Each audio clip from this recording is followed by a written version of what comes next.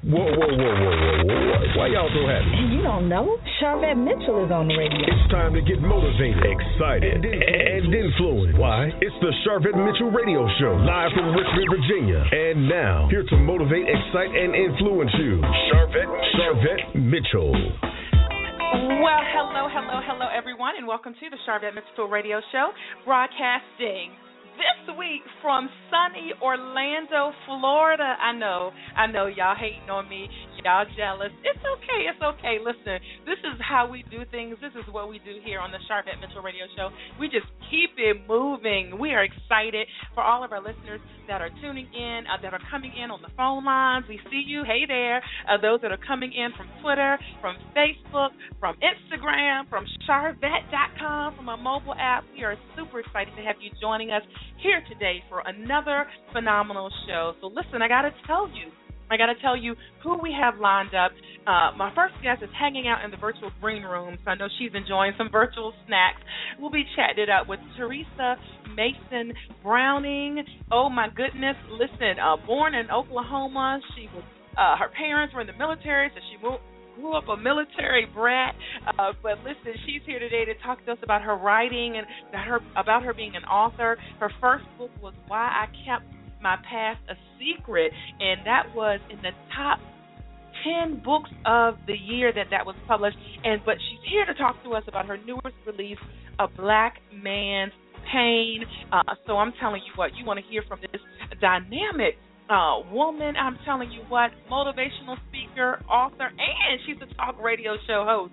So, it's interesting when you're on the other side of the mic. And then we'll roll into our second segment with a dynamic diva. She's right from the capital city of Richmond, Virginia, Richmond's own. We're excited to have Aisha GaptoothDiva. Yes, that's how she is known on the internet.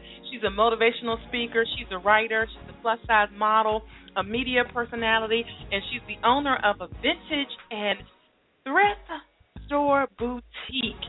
So we're excited to have her on the air. Her goal is to be the baddest creative motivation for all of those that are interested in pursuing their dreams. So listen, this is what I want you to do. I want you to jump on Facebook, jump on Twitter, tell them what you're listening to. Tell them to tune in right now. All right, so we're moving right on into our first segment again.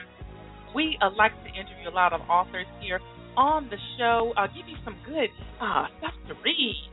And so we're going to be chatting about A Black Man's Pain by Teresa Mason Browning. Listen, Irvin is the typical young boy born as a bastard child that finds himself unwanted and unloved by those closest to him. Rejected at birth, his only hope at unconditional love was from his grandparents, who take him and they raise him as their own. After a few years of happiness, Irvin's estranged mother, Molly, decides that she wants her son back, and his never-ending nightmare begins all over again. All right, you're about to hear all about it right now. Bringing up to the mic my first guest, Teresa Browning. Welcome to the show, Teresa. Thank you, Charvette. I appreciate it. How are you this evening? I am doing great. And how are you holding up today? I'm doing absolutely wonderful. I have no complaints. All right. That's good. So let's jump right on in. So certainly I mentioned your first book, and then we're going to be talking about your newest release. When did you know that the writing bug had bit you? Well, I guess I could say back when I was like 13, I knew that I had a special gift to be able to write down my thoughts and be able to capture things that were going on around me. And so it was something that I did on a daily basis. I wrote down everything, what I did, where I went, who I saw. I talked about people's mannerisms. I talked about what people wore.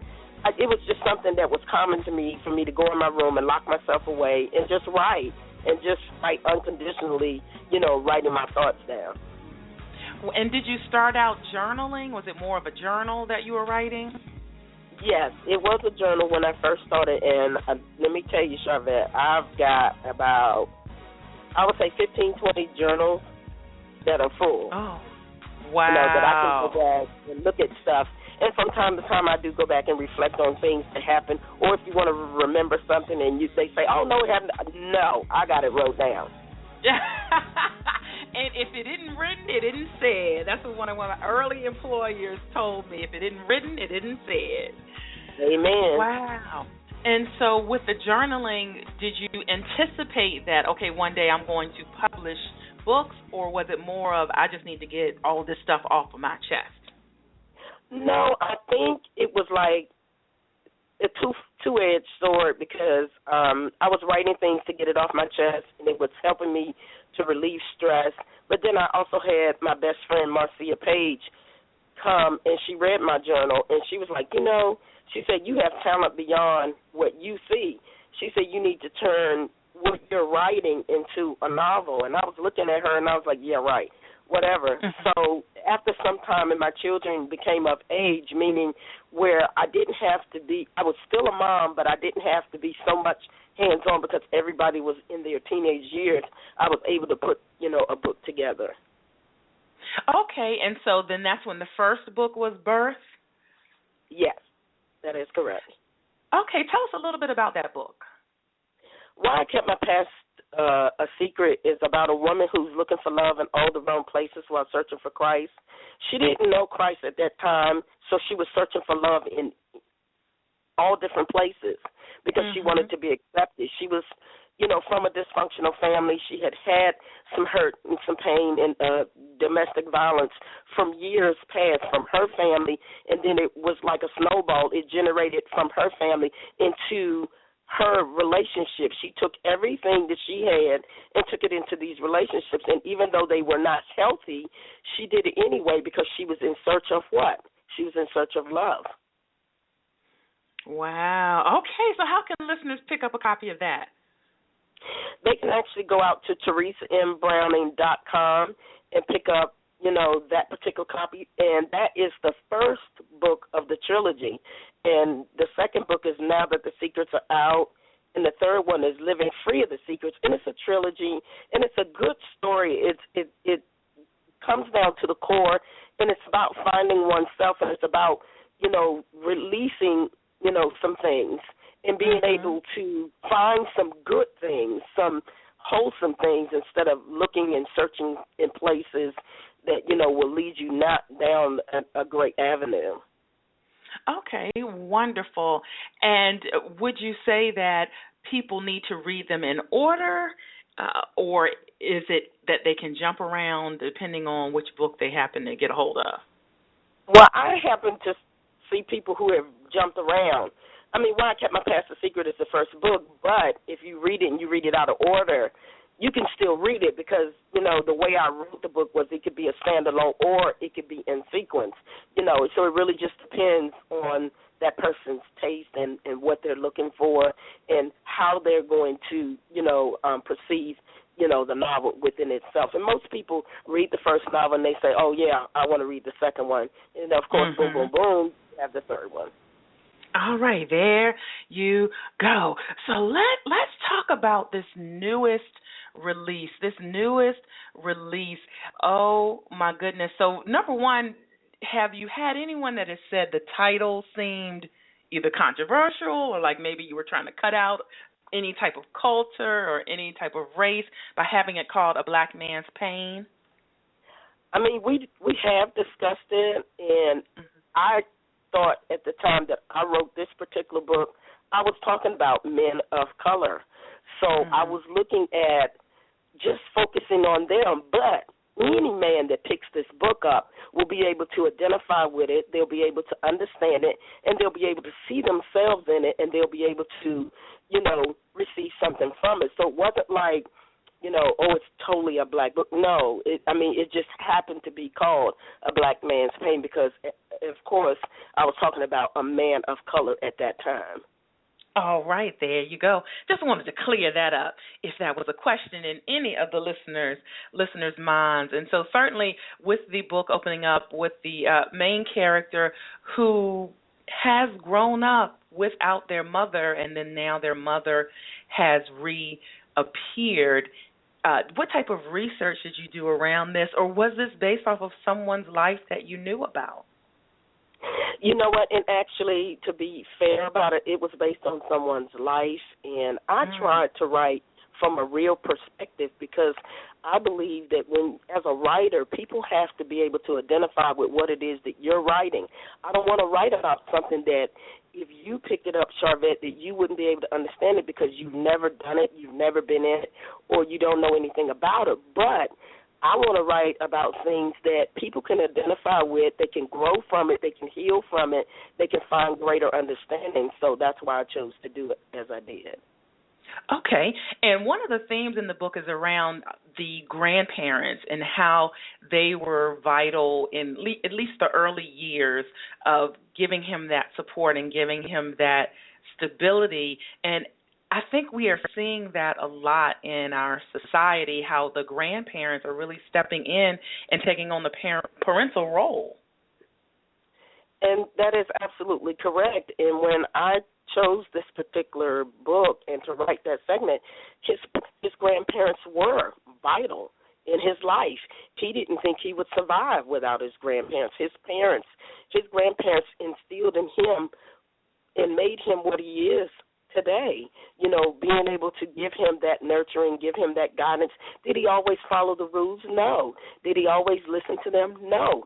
But the core values that his grandparents set for him stuck with him throughout his life.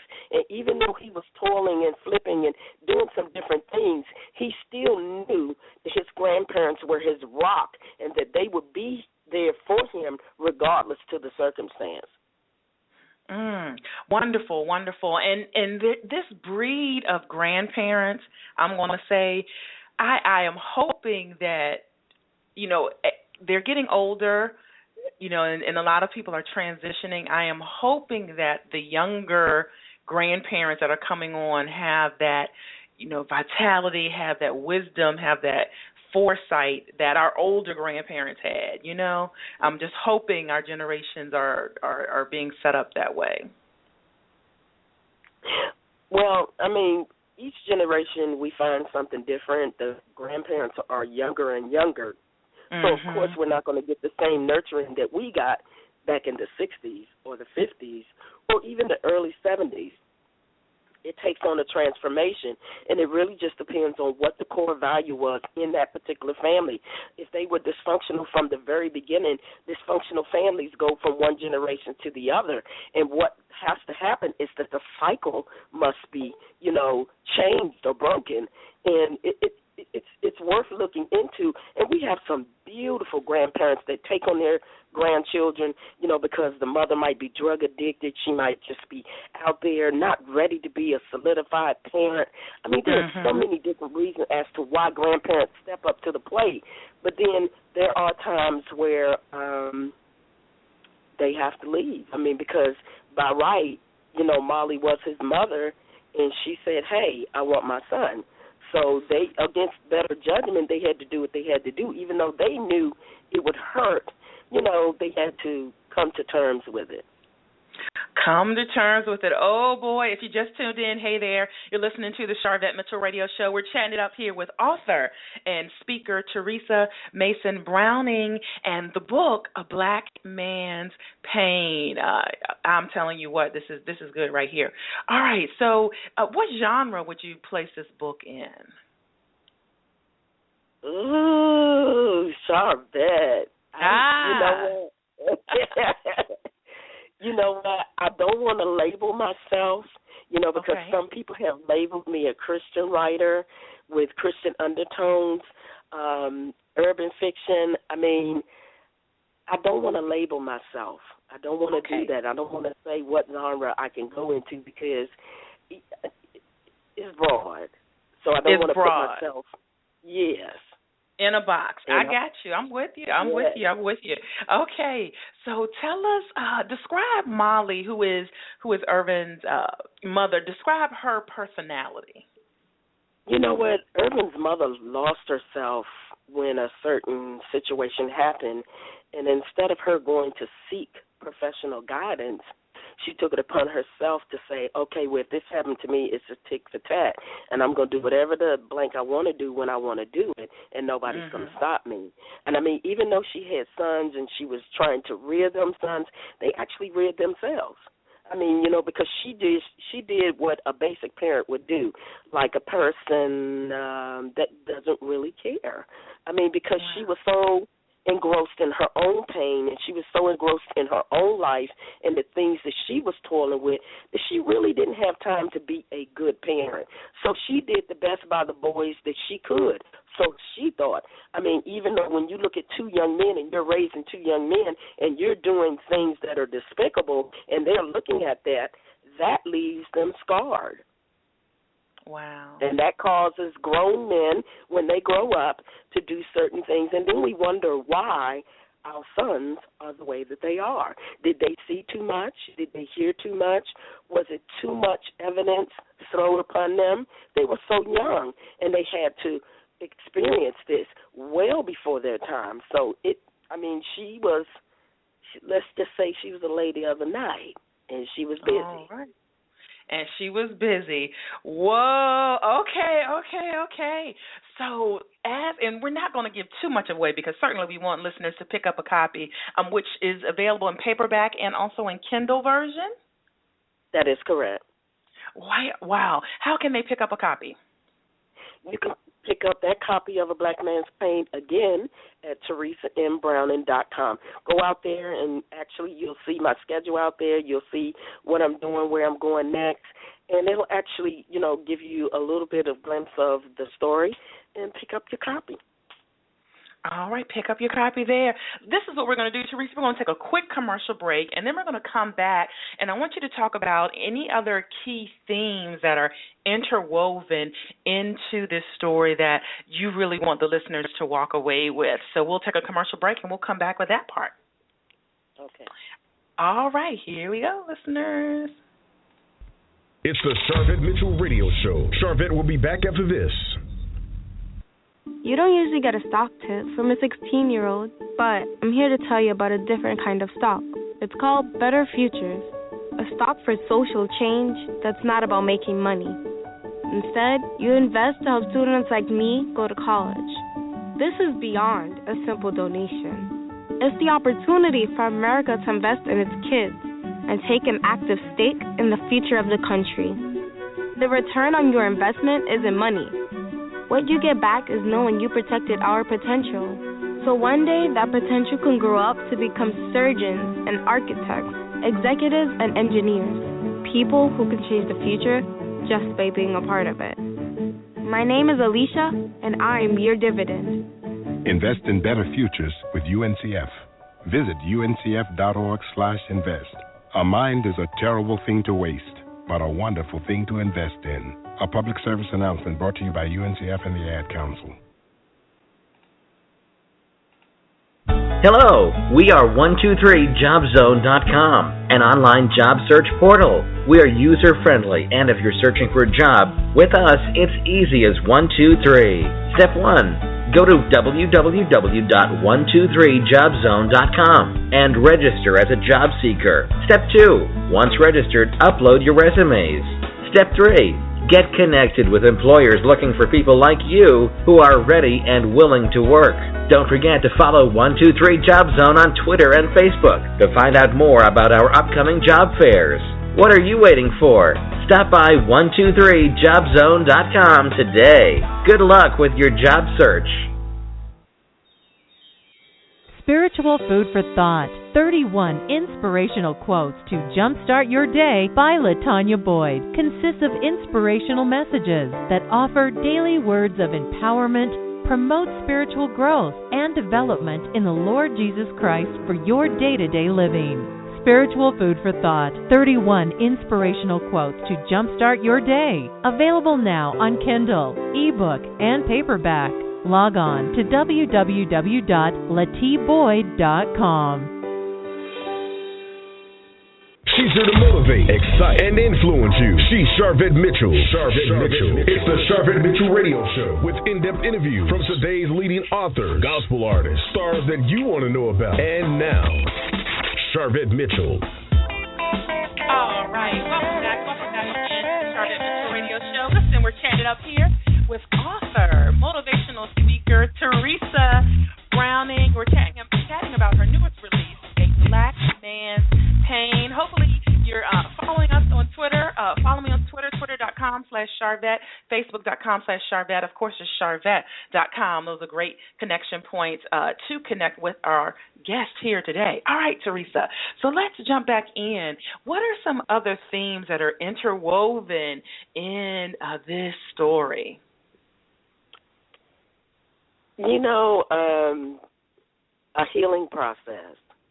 Mm-hmm. A man finding his own, and then there is, and my reason for choosing this particular novel is that there are just as many men out there that are men that are raising their children on their own, and I don't believe that they get the props that they're due because they are good parents and they're mothers and fathers too, and I just wanted to show where a man can come from and where he can go, and, you know, the struggle is there, but the struggle, you know, he can be healed from it.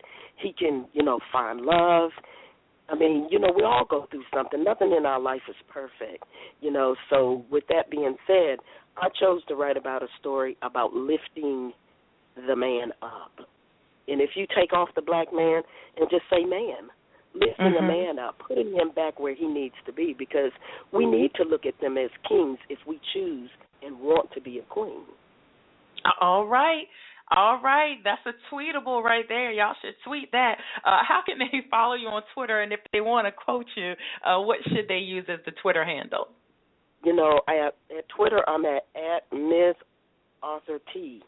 That is my show-stopping name. When I'm on the air, I'm on Facebook. If you're looking for me, you can look for me and say, hey, this is Ms. Arthur T. All right, and that's M-I-Z. M-I-Z. Yes. M-I-Z, capital A-U-T-H-O-R, a space, and T. That's where you find me. All right, there you have it. So talk a little bit about your on-air personality and your show and all that good stuff. Well, I am a guest radio talk host, and I work for SEER, Sisters into Reading, and we get on the air, and what we try to do is do the same thing. Just like I'm a writer, I like to interview writers. I like to tap inside their minds and to find out what they're doing and what flavor that they have and what they're bringing to the plate, because all of us are different. No two writers write the same way. So I like to get in and talk about the writer at their best. You know, talk about their books, talk about what they're doing, talk about where they're going, help them to keep them encouraged to know that, you know, I've been 14 years in the game and I'm still out here toiling. Sure, I've had a #1 book in MoserBooks.com, as you stated earlier. However, my name is still small. But in my eyes, you know, I don't look for that. What I look for is if I can reach one person and teach them something, I'm good. And that's what I try to do as a radio host. Try to encourage other people to branch out and do something that's hidden. You know, they need to maybe brush off, you know, take some classes, but encourage them to, you know, to have the ability to tap into their dreams. All right. Tap in. That sounds like an awesome show. How can listeners listen? Well, you know, it's Sisters into Reading, and right now we are reformulating, so we don't have a number, but if you come out to Miss Arthur T, we'll have that number shortly where we'll be back on the air, and, you know, we're getting our lineup now for the springtime, and we'll come back and have, like I said, a number, and I'd love to have them come out and follow us, and like you say, chat up with us, and, you know, like I said, we get out there, we have a lot of fun, we act adulty, you know, we get real serious about it. And, hey, you have to do what you have to do, because you know what? People learn best by you being who you are and not being someone you're not. Yeah. Authenticity goes a long way. And I think social media has helped people to have a lot of smoke and mirrors, to have a lot of facades, to have a lot of not real things, or we only show the good stuff. And so I am totally in agreement with that people are looking for authenticity. Well, okay, great. So listen, I jumped over to Amazon, and there's an Amazon review and that says this book, and this is in reference to A Black Man's Pain, this book was the best book I ever read outside the Bible. Okay, can we just pause and say, whoa, right there? But they go on to say, I cried, laughed, I got mad, and so many other feelings came out of me while reading it. I think the author went through things that showed me there is hope, and that is Gil from Amazon.com. So what does it feel like to hear a review like that? You know what? I'm grateful for it, because one thing I do pride myself in is receiving constructive criticism, whether it's at the lower end or the higher end. I'm grateful for all criticism or constructive criticism, because that is what helps me to grow. So when I go back to the table with my next novel, I will look at what I did, what I could have done better, and hopefully keep rising, to the top.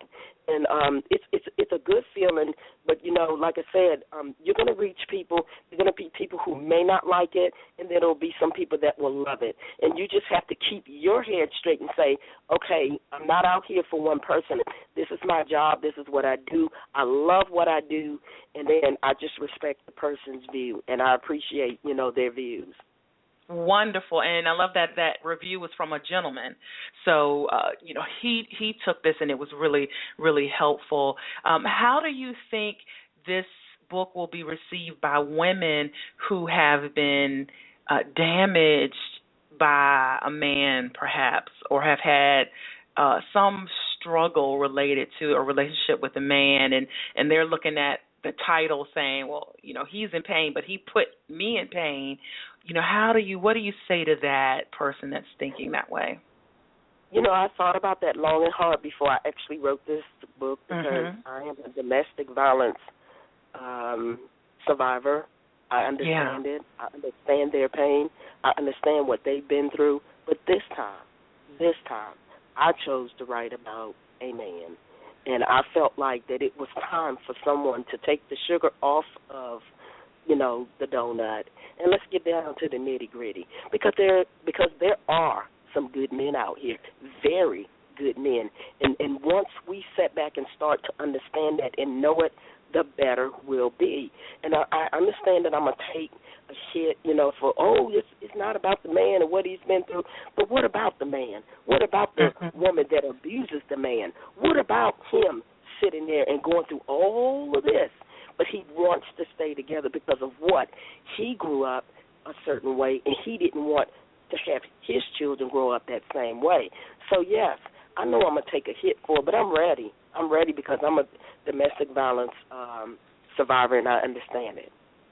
Well, amen to that, and kudos to you for being transparent, just sharing that right there. You certainly didn't have to, but that you thought about this long and hard, and that you want to help everybody in this, because the more healed we all are, the more better we all are. And that might not be grammatically correct, but y'all get the point, and y'all know what I'm talking about. All right. Wow. Okay, so as we wrap up, the goal of my show is to motivate, excite, and influence, and we want to know what continues to motivate you. What continues to motivate me is self, making sure that I stay healthy, making sure that I have a personal relationship, make sure that I do what I need to do. I can motivate other people to do things, but I have to first continue to motivate myself. I have to continue to love who I am. I have to continue to share my craft with others, and I have to stay focused and say, I'm not going to win them all, Teresa, but if I just reach one person, I've done the job that I set out to do.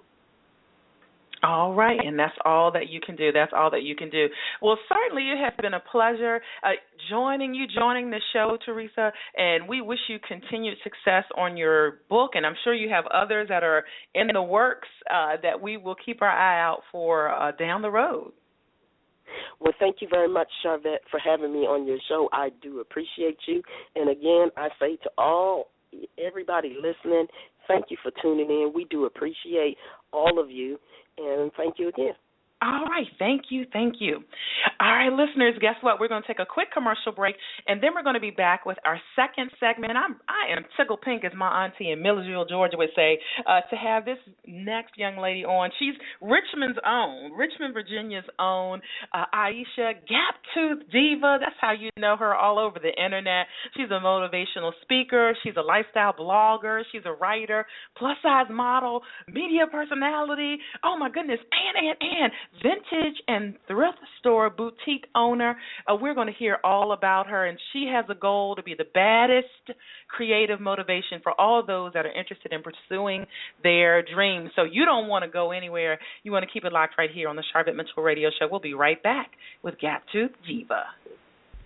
It's the Charvette Mitchell Radio Show. Charvette will be back after this. Spiritual Food for Thought, 31 inspirational quotes to jumpstart your day by LaTanya Boyd, consists of inspirational messages that offer daily words of empowerment, promote spiritual growth and development in the Lord Jesus Christ for your day-to-day living. Spiritual Food for Thought, 31 inspirational quotes to jumpstart your day. Available now on Kindle, ebook, and paperback.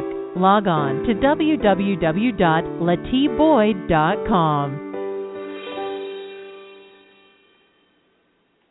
Does your church or ministry have a website? Are you a local artist or author that has an established web presence? If you answered no to any of these questions, you're letting countless opportunities pass you by. Hi, I'm Charvette Mitchell. Mitchell Productions was created with your needs in mind. We will provide you with stylish and economical online marketing solutions. From email marketing to your own website, Mitchell Productions caters to ministries, nonprofits, small businesses, and special events. Check out our portfolio at mitchell-productions.com. In today's world, a website is not a luxury, it's a necessity. And Mitchell Productions can create your website in a stylish manner at a very economical price.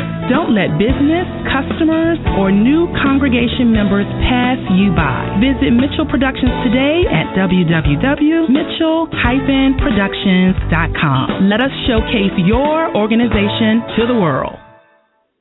She's here to motivate, excite, and influence you. She's Charvette Mitchell. It's the Charvette Mitchell Radio Show with in-depth interviews from today's leading authors, gospel artists, stars that you want to know about. And now, Charvette Mitchell. All right. Welcome back again to the Charvette Mitchell Radio Show. Thank you so much for all those that are tuning in, hanging out on the phone lines. We see you, those coming in from Twitter, those coming in from Facebook, those coming in from Charvette.com, those coming in from our broadcast stations, and from my mobile app. We appreciate you every single week. Thank you. Listen, we're moving right on in. My next guest has been hanging out in the virtual green room, so I know she's enjoyed some virtual snacks. I'm delighted to have GaptoothDiva joining us. Aisha, I am telling you what, she is phenomenal. Lifestyle and culture and fashion and motivation and entertainment and all of that is wrapped up in this one dynamic young lady. So I'm running to get her to the mic right now, and we're excited to have Aisha GaptoothDiva on the air. Hello there. Hi, beautiful. How are you? I'm doing great, doll. How are you doing? I'm fantastic. I like how you said you were tickle pink. That's like my favorite color. Yes, and if we go to your website, we see that in all of your graphics. We see that. Okay, so first I got to say I am just excited to have you on the show. Long time coming. My fault. Should have had you on the show a long time ago, but I'm telling you what, we are here now, and I just want to introduce you to our listeners, and there's some that are listening in, I'm sure, that already know about you. You do so much in the city, helping girls book clubs, just so much. So I just want to really let people know all of the things that you do and that really make up who you are. So first, you got to talk about the name, GaptoothDiva. So tell the listeners how that all started. Well, I always get like mixed reviews sometimes. Somebody like, why would you call yourself that? And then other people like, oh, I get it. But GaptoothDiva came from me accepting my flaw, which is my gap. I am a GaptoothDiva. I call it like I see it. And it just really I didn't want to have to keep explaining myself to people, and I wanted them to know what they were getting from the jump. So I just decided to call myself Aisha GaptoothDiva because I didn't want any excuses. I already told you who I am. That's my flaw. I'm accepting it, and that's pretty much it. All right. And you have this cool word, flawsome. Am I saying it right? Yes. Yes, flawsome. Okay, so, yes. So talk about that word you created. Flawsome is about accepting your flaws and understanding that you are an awesome individual regardless of whatever you're going through, whatever flaws you have, or whatever your situation is. A lot of people always believe that when I finish school, when I start a business, when I get a job, or when I get into that income bracket, then I will be an awesome individual. And I'm all about owning who you are now and being awesome today, not waiting for anything, because I feel like the book is called Flawsome because God don't make no junk. Where you are right now is exactly what the Lord wanted you to be. Now, it's either up to you to use it and be awesome with it, or be average. And we're not about being average or basic. We're about loving ourselves and being awesome today. All right, and so they can get that motivation and get more about that concept in your book. And how can they get a hold of that book? They can get the book through Amazon, Barnes & Noble's, Books A Million. You can also get it through my website and through my online store, which we're actually moving soon. So we'll have another, my online store, which is the thrift and vintage store. It's going to be back up and running at the end of the month. All right, but for now, GaptoothDiva.com is a great place to go, GaptoothDiva.com. Just like I'm saying it is exactly how you would type it in to get there. And certainly if you're on Charvette.com, I put the link there and also included it in Facebook. Okay, so I mentioned author, speaker. You also do, I see you cover events, in the city, digital content coordinator, blogger. Like what? You do videos, you do radio. What came first? What came first? I started blogging first and hosting local events in Richmond, and then I really love writing. I mean, writing has been my passion since I could write. So then I started doing lifestyle content, covering events, talking about local artists and performers, and then it developed into me finishing this book, which grew into me doing the motivational speaking as well. And in between that is when I started to really hone in on my talent to thrift and find bargain, styles and fashions. So I opened up a store while I was waiting for my book to finish. Okay, so the store, and I know you're retooling the online presence, but what could we find in this type of store? Well, I am in love with looking like $1 million and only spending 10. So I love shopping. I mean, that's just me. I love shopping, but I like the fact that I can find really cool pieces for low. And I pride myself on setting a budget every day. I want my outfit to look amazing, and I only want my outfit to add up to like $20 or $30. So when I shop, that's what it is. That's my passion. And it got to the point where I was doing it so much that I was picking up clothes that wasn't even in my size only because I loved it.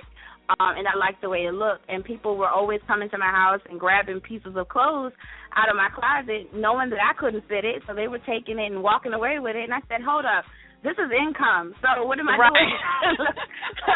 Let me go ahead and have a store where I could cater to people who don't have a lot of money, who don't want to spend a lot of money, but they want to look unique, they want to look different, and they want to look fashionable and stylish. And that's when I opened up Dash Avery, which is named after my two sons, Dash and Avery, in an effort to just make sure that everybody felt trendy and everybody felt stylish, no matter what their pocketbook size was. And vintage and thrifting has really exploded. I mean, they even show the celebrities going to vintage and thrift stores. The explosion of that, what have you seen? Because it used to be kind of like, you're going to go to the Goodwill or you're going to go, but now it's like on trend to go to these places. when I first started doing it, which was back in high school, when I was a freshman in high school, I would never tell anybody that I thrifted. Like, anybody asked me, "Oh, I've been had this in the closet," never would admit to thrifting.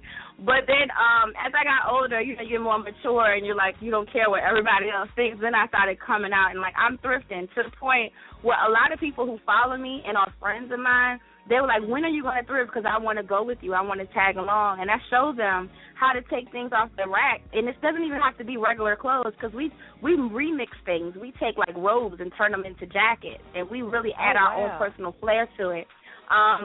And people, like, I would never imagine that I would wear something like this. And I always tell them, don't envision it on the hanger, envision it on your body.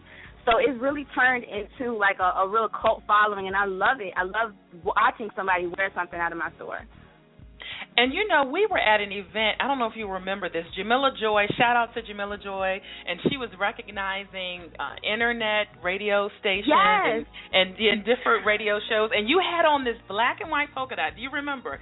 You had this black and white polka dot top, but you had cut, I don't know if you had the fabric left over, you had taken the black and white polka dot fabric and wrapped it around your shoe almost like a bow and a strap. Yeah, let me tell you. Yeah. That was a black and white polka dot suit that I had on. But, you know, I'm hippie. I got curves. You know what I mean, Charlotte. We got curves. Right. So when I bought the suit, the jacket fit, but the skirt didn't fit. And I really was, like, trying to go to this event that the I Shout for Joy Awards ceremony. Yeah. And I was like, I really want to go. And I knew that I knew you were going to be there. You were going to be amazing. Jamila was going to be amazing. I was like, I want to look amazing, too. And here it was, like, an hour before we had to walk out the door, and I could not fit this skirt. So I said, you know what, I'm going to put on this different skirt, but I'm going to rip this skirt up, and I'm going to tie it around my pumps. And I tied it around my pumps and made a wrap around my shoe and put a huge bow on the back of my shoe. And everyone kept complimenting me, like, where do you get those shoes from? And I was like, I made them. I mean, if they were bad, they were fierce. And I was like, and I remember stopping you after the event saying, girl, those shoes. And you were like, I did these, like, really quick. I didn't get the backdrop story. But so certainly you are representing the thrifting and how it really is resourceful.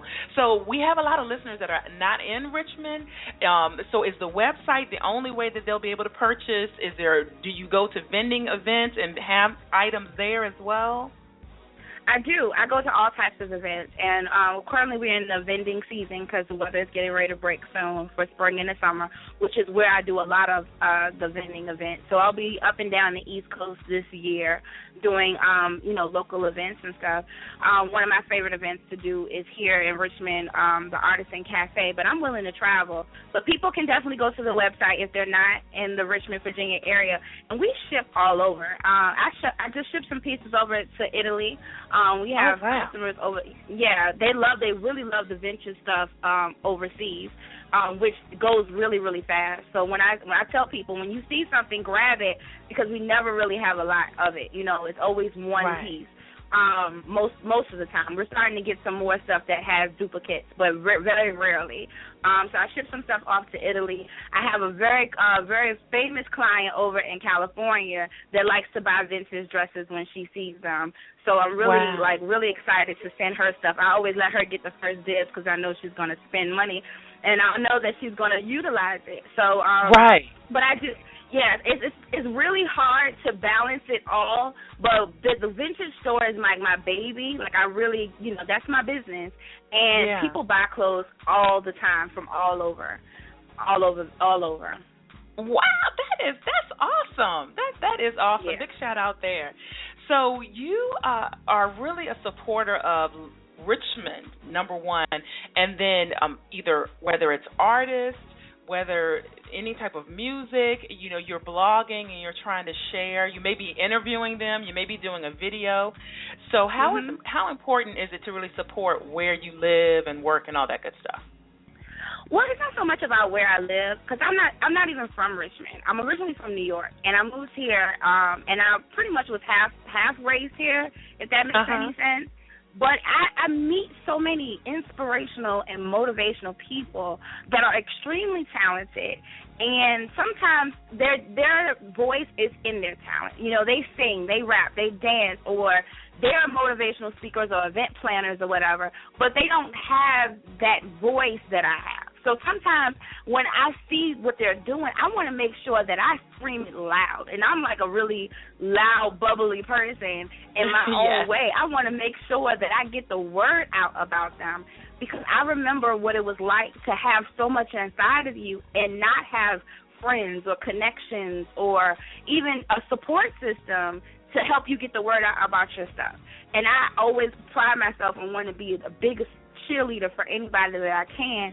You know, even if they don't ask me to, I put myself in that position because I do love to see people cultivate their talent. Well, I'll tell you what, you reap what you sow. So that support and that encouragement that you are sowing to others, I am sure it is coming right back at you. So I love that spirit about you. So do you really like writing? Because to be a blogger, I'm getting into blogging consistently. That was one of my goals for 2015, and so I have been consistently blogging. But sometimes I get writer's block, and I'm like, what am I going to blog about? Do you always have things to blog about, or do you get that writer's block as well? I don't get writer's block. I actually don't really even believe in it, Charvette. I feel like when you can't figure out what to write about, that's your mind trying to censor itself. Because we're thinking about stuff all the time, and as much as we use social media, we're always putting our opinions and our voices out there, whether it's, you know, online or to a close friend and family, and even to myself. I talk to myself. Yes, I'm one of those people. So it's like you never run out of things. You never run out of things to talk about, but it's just how you're trying to convey your message is what's stopping you. So it's kind of like you're censoring yourself. But I never run out of topics to write about. My issue is that sometimes I censor myself a lot, and what I want to say, I know some people might take it the wrong way, and I just don't have all the time in the week. I don't have all that time in the week to sit here and convince people I didn't mean it like that. I meant it this way. Like, you know, trying to justify what I do, but I do enjoy writing. I still keep a journal and a diary till this day. And I put it on under my bed, on my side of the bed, and I write my thoughts and my ideas in it. But I enjoy writing thoroughly. Wonderful. And you have you are now kind of sharing that with younger ladies. So tell us about the young girls book club that either you are a part of, you started. Tell us about that. I've seen you posting about that. Yes. Well, Richmond Public Library, Cheryl Clark is one of the coordinators for this. This is her book club. It's a teen book club for girls. And she's asked several local authors to be a part of it, and I just happen to be blessed to be with the opportunity to be the first one. And, you know, I go hard. So she was like, I know you're going to promote it, and you're going to make sure that people know about it. But my goal is, you know, when I was younger, I had all these feelings and emotions, and I really went through a lot that I depict in the book. But one of the things that I struggled with, there was no blog. There was no way to get my feelings out there. There was not even an outlet to ask other people were they experiencing the same things I was experiencing. So I used to write my feelings down. And what I'm trying to encourage these young girls to do is to take the emotions that you're experiencing and the struggles and trials that you're going through right now and utilize that. Because when you look back 20 or 30 years from now, you could possibly help someone overcome these challenges as well if you write them down. So I'm trying to encourage them with my book to tell their testimony, because I feel everyone's testimony can be beneficial to another person. And everything that we go through is not so much for us. It's for us to learn something from it, but it's also for other people to see how awesome God is, you know, and that's what I feel like. Everything that I went through, everything I struggled with, it wasn't for me. I learned so much from it, but it's for that girl who told me, you know, last month that I'm going through what you went through right now, and I'm so glad that you exist, so now I know I'm not alone. Because that was what I was going through when I was 16. You know, all I had was Oprah, you know what I mean, to look up to. And then and then as you get older, then you get Beyonce. And not to shade them, because they are phenomenal women in their own right, but I needed more than that. I needed a realistic, around-the-way girl next door who I could look at and say, I see me in her. just like these girls do now. You know, everyone looks so perfect and pristine, or they're rich and have these luxurious lifestyles, and I want them to see that Aisha lives right down the street from you and overcame these obstacles, and now she's doing something with the flaws and with the struggles. And if they could put that on paper, that could transform their life in a phenomenal way. Yes, yes, yes, and yes. All right, I love it. So, listeners, if you're just tuning in, if you're just hanging out with us, no problem. We're chatting it up here with Richmond's own. Well, we're by way of New York. Aisha, GaptoothDiva. Go to GaptoothDiva.com. Just like I'm saying it is exactly what you type in, GaptoothDiva.com, to find out all the great things going on there. If there's maybe a mom listening that's saying, wow, I want my daughter teen to be involved with that, where should you direct them? They could definitely go to the Richmond Public Library website. I also can leave a link on social media for Cheryl Clark's contact information. They can pick any one of those flyers on my Instagram with the Teen Book Club flyers. It has the phone number and the website to go to as well, because I don't know if the Richmond Public Library updates their website as often as everybody else. But they can just sign up. It's free. It doesn't cost anything. They can just walk into the room and join the conversation. We're going to be on Northside Library on the 28th of March, if anybody is local. Yes, wonderful, wonderful. March 28th, Northside Library. Wonderful, wonderful, wonderful. Okay, so the videos. So you do videos, too, and I know you also have done some TV, because I've seen you on Channel 95 and Channel 36. So how did you – so the writing is one thing, and most times, a lot of times, let me say it that way, people that write are not necessarily, like, want to be in front of the camera. So how did the video piece come about? Well, I love the camera. I feel like I love the camera. I do. I really do. I love videos. And that probably just sounds so vain, but I really do love watching my videos. I'm with you. I love watching my videos because it allows me. I always wanted to see somebody like me on TV. So when I see me on TV, it's a whole other story. But I love making videos to the point that and I have to shout out my husband because I'm so grateful. He went and invested in some camera equipment for my birthday last weekend.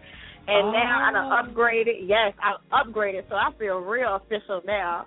I just wow. It's on now. Yeah. It's on now. It's on now.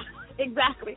And that's what I was talking about, censoring yourself, because I would have had way more video content than I have now had I believed that, I was up to par when it came to my equipment. But we're going to be doing more videos. I love doing skits. I love pretending to be another character and being funny. My son loves acting with me. He's 7 now. But since he was 3 years old, he likes acting with me. So we've done some skits together in the past. If you can go to my YouTube channel, you see some of the skits. It was a little risque back in the day, but we've cleaned it up since then. But we're trying to do more. We're trying to do some more inspirational videos. Definitely love talking to people, and I always feel like when they can see your face and you really giving them a powerful message, it's more profound. And to be honest, everybody does not like reading. As much as I love writing, everybody does not like reading. I had people bought my book and still say, like, I can't read it. I just want you to tell it to me. So it's like, you're right. You're right, because they're all kind of learners. Some learners are visual, some are audio learners. They need to hear it. Some people need to see it. So absolutely, exactly. you are right on track with that. So, and listeners, if you're like, okay, how do I get to the videos? Again, GaptoothDiva.com is the easiest way, because you go right down the middle of the page and you can click and it'll go into your YouTube channel and all that good stuff. Absolutely. Wonderful. Okay, so the goal of my show is to motivate, excite, and influence. And I always like asking all of my guests that question: what continues to motivate you? I think I mentioned it already. What motivates me is seeing that someone's been transformed.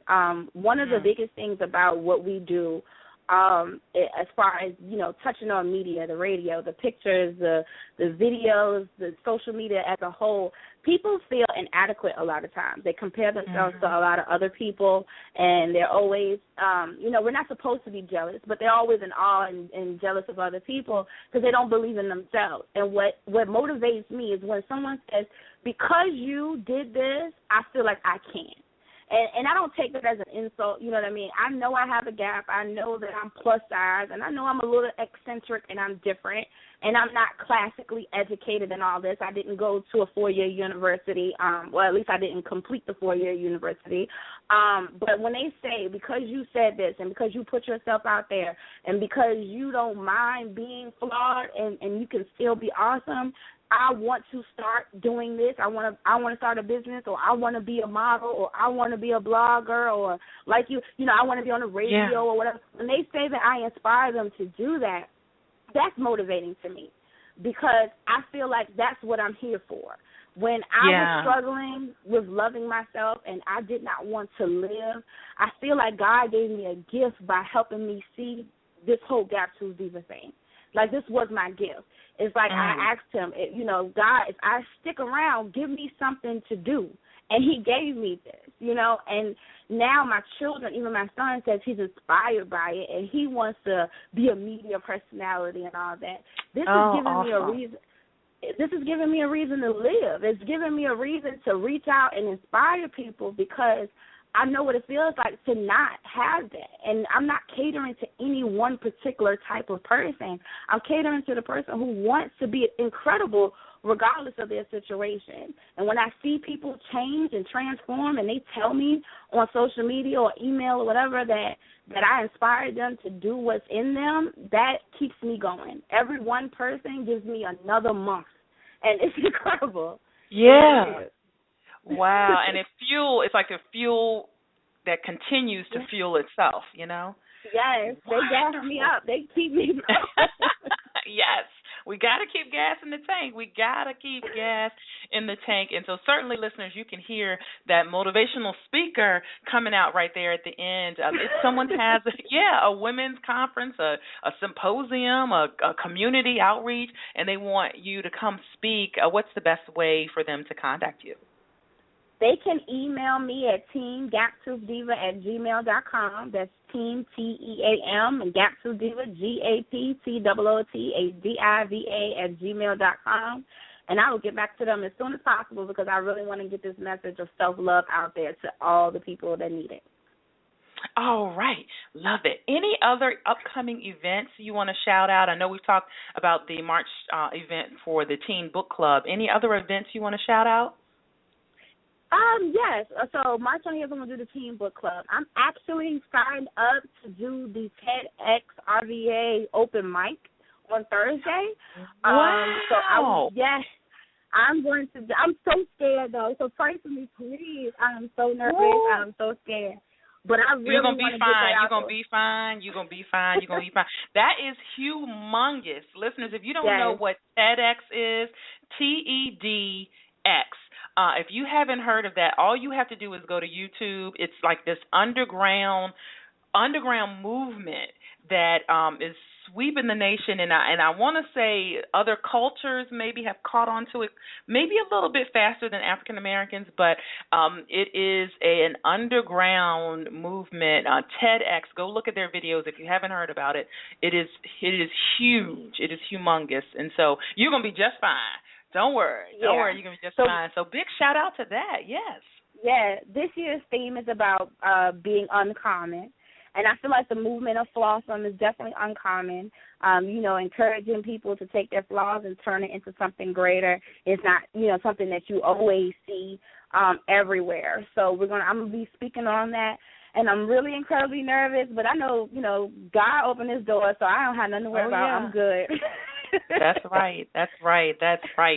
And I know it's going to be videos, so that'll be something that we can check on YouTube, and literally those videos get millions of hits, so they are, it's humongous. So shout out there.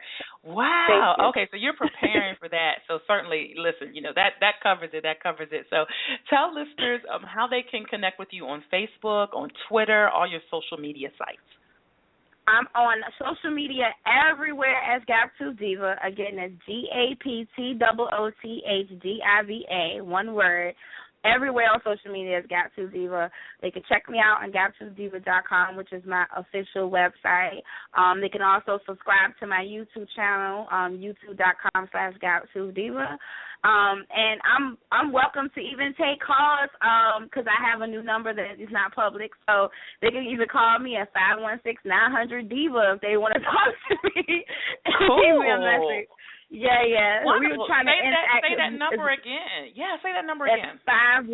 That's 516-900-DIVA. Yes, love it. Just for those that'll go back and listen in the archives to the podcast. So if you missed anything, don't stress at all. You can go back to charvette.com and you'll be able to listen to all of the past shows and catch anything that you missed. Okay, wonderful. Well, thank you so much for being on the show. It was great just hanging out with you. Well, thank you. And, Charvette, I just want you to know that you have been an exceptional role model on this online space.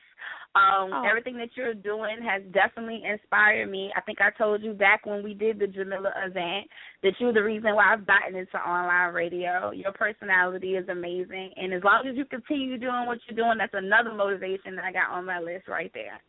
Oh, thank you. Thank you so much. I appreciate it. And I will keep my eye out on you, and we'll just keep supporting each other. Thank you. You stay blessed and beautiful. Thank you so much.